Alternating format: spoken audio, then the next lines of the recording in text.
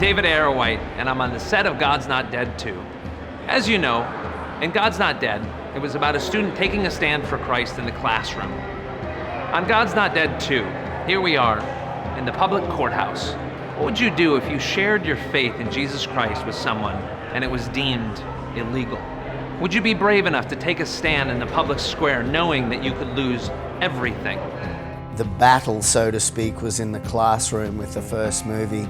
This time, it's in the courtroom. So I think that's a very natural progression in that sense. We're having freedoms infringed upon that we, in my generation, grew up enjoying, and when there wasn't any question about anybody impinging on them in any way. Christians across the United States were feeling like their voice had been taken.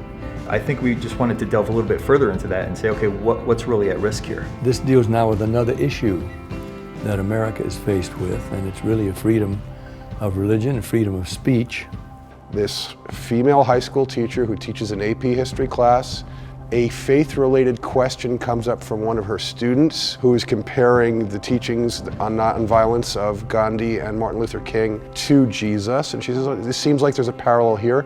And the teacher comments on that just honestly, and the whole world, then when she has said the J word in class, in a public school, the world starts crashing in very quickly. There's always a cost to something that's right. There's always a cost. There's people who will oppose you and they will kill you for your beliefs. But if you stand strong, right always is victorious. We have to love everyone, which is what Jesus calls us to do, so we would constantly give ground. Jesus told us to hold our ground, in other words, to say what we believe, to spread the gospel, but to do it lovingly. If I found a really great skincare line, and I love this and I wanted to tell you about it, so why wouldn't I do that with religion? Why wouldn't I do that with something that I found that brings me joy and comfort and peace? I play Tom Endler. I'm Grace's union-appointed attorney, hired on from the public defender's office. He's not a religious man, he's not a Christian, but he sort of comes to respect Grace's religious integrity. For me, when you feel challenged on your beliefs, especially some of your core beliefs, I think it is important to seriously look at it.